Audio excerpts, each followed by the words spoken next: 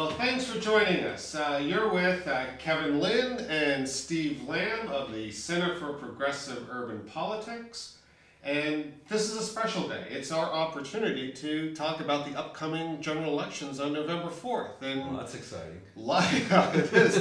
And I'd like to think we did our due diligence, and maybe that would be of assistance to some people who are either undecided or simply kind of clueless on who or what to vote for. Well, you got to understand the first thing is the commercials are always misleading. And even after you listen to us, the best thing that you can do is sit down with the sample ballot and try to make sense of it, which, if you're not used to reading government documents, I'll admit, is a stretch. Mm-hmm. As I like to say, listen to all, follow none. There you go. Absolutely. So our first proposition up is Proposition 1. Proposition 1. Now, Steve, did you see the commercial? It's interestingly enough, it's not a commercial on Proposition 1. It's a commercial on Propositions 1 and 2, which are very different propositions. Well, really, it's a proposition for Jerry Brown without looking like it. A proposition for a commercial for Proposition 1 and a commercial for Proposition 2. And the thing that's really strange about that is it's kind of like all bundled in one package. Right. And that's really illegal in California. The propositions are supposed to be separate, single subject propositions. And here they're trying to like just go, oh, vote for both these. They're kind of the same thing, and they're all about prudence. And when you really examine Which prudence is what we're all about. Right.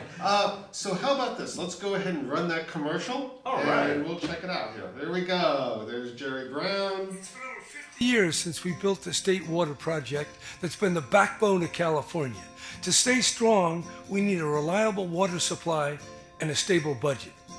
That's why there's almost unanimous support for Propositions 1 and 2. Prop 1 saves water, so we're prepared for drought. Prop 2 saves money in a rainy day fund, so we're prepared for economic downturns. Save water, save money. Vote yes on 1 and 2. Boy, that sounds so convincing. You know, Kev, all I can say about that is liar, liar, pants on fire.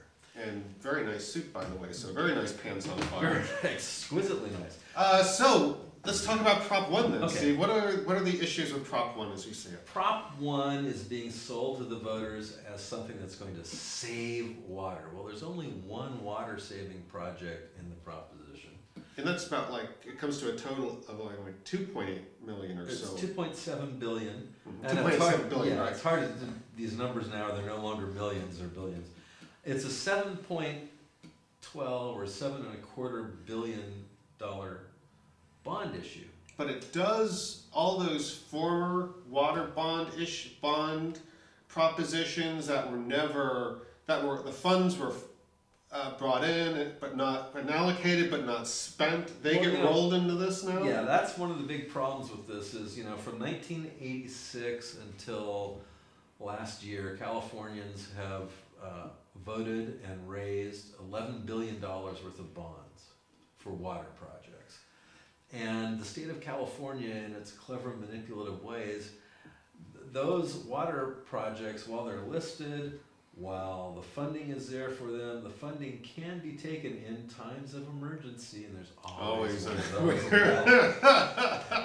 Can be taken for the general fund for other uses. So these things that you've been taxed to pay for already, that are supposed to already exist, they don't exist.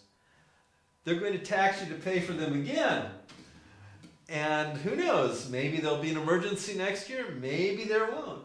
And as my brother said, my brother and I were talking about this, I said to my brother, I said, well, we really do need water storage, and these projects really do kind of need to be done. And he goes, do you trust those blankety blank blanks up in Sacramento to do it this time when they didn't do it the last 3 times? In all fairness, no. So we are no on Proposition 1. No on 1. Then we get to Proposition 2. Now this is actually, in a way, it's a very multifaceted proposition. It's not very simple where, okay, we're going to take so much fund, so much money from the general fund and put it to use in this and this and this. We're going to create this one rainy day fund. It's actually, there's several other components to it. Well, first of all, the rainy day fund already exists. There already is. That goes back to 2004, correct? Yeah, it's 2004 with Prop 58. And the people of California voted that the governor, except in case of emergency, would have to put in 3% of the yearly budget into this savings account. In today's budget, that would be about $3 billion a year. 3.03 billion, yeah. Mm-hmm. Okay. And that's a nice hefty amount. Of course, the state's operating budget, as this just tells you, is about 110 billion a year. We're 300 billion in debt, or a third of $1 trillion. Okay, so putting $3 billion a year in, it would take, if we took all that money and spent it on the debt, it would take 100 years. 100 years. 100 years to pay down our current debt. Right? But we're not putting in the debt. That $3 billion a year, you'd think, well, we should have $30 billion in there by now, right? Right. Well, except most of the years since 2004, the legislature or the governor have declared an emergency and nothing went in. And the money came out. And it was only allowed to have a maximum of $8 billion in. Oh, wow.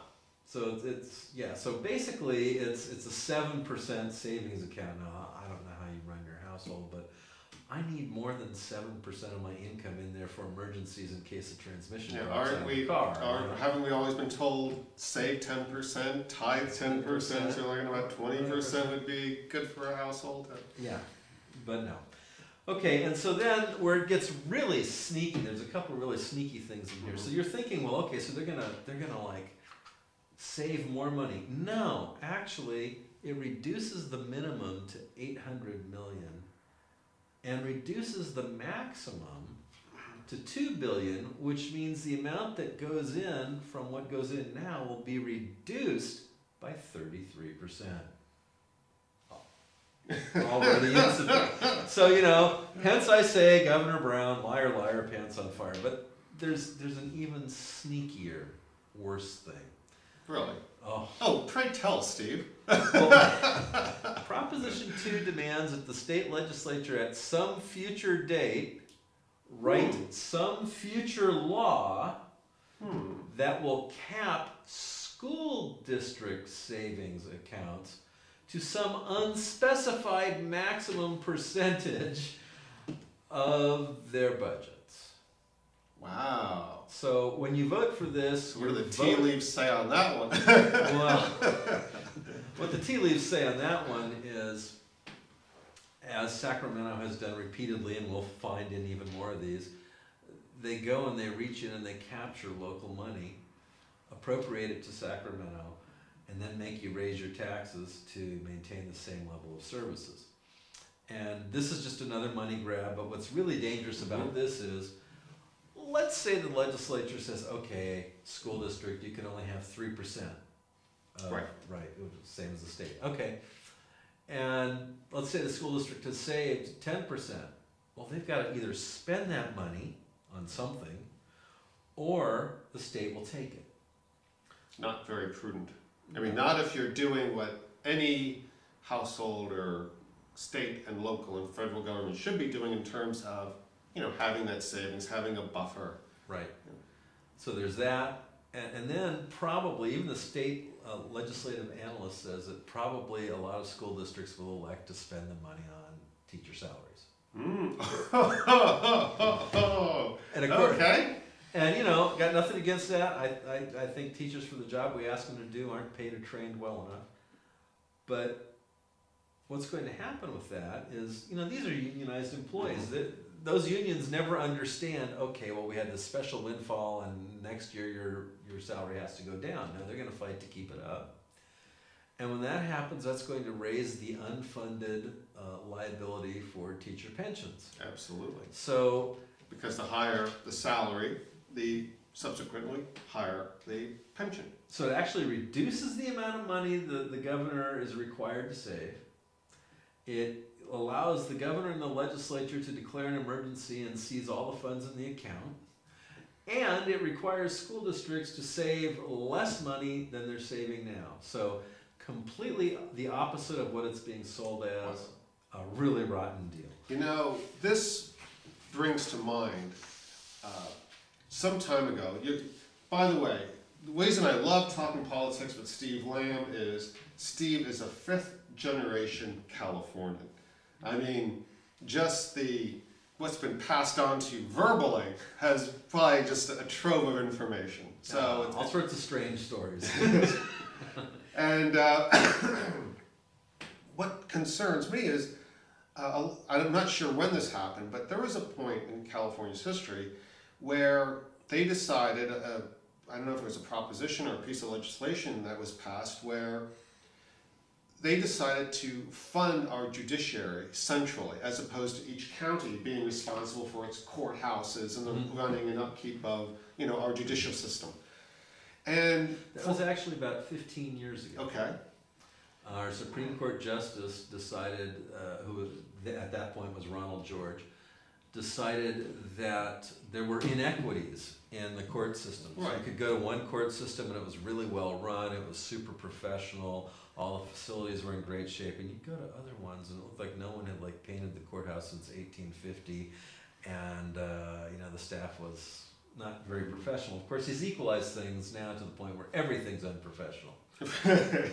Well, also too, I mean, we have a real crisis in California when it comes to our underfunded judiciary system. So, for instance, here in LA County, we have closed courthouses. Yeah. There are, having a recorder in litigation is becoming a rarer and rarer phenomena because we can't afford that. Well, that's a problem because people make shit up. A month later, it's like, wow, I don't know record. Well, they just make shit up. And again, it started with good intention. But the problem today is the state is broke. So now our judiciary system across the state is broke. And what will happen now when we all of a sudden are siphoning these monies from the different school districts, going to Sacramento, and we could find ourselves 5 years from now, and these school districts are broker than they are now. Right. Well, that's actually what happened with the court system. I mean, perhaps with the best of intentions, Ronald George did that, but he managed to take a situation that was semi-broken and make sure it was broken statewide. And unfortunately, Sacramento has a record of doing things like that goes back 150 years. So, I'd say we're both decided no on two. No on two. No on two.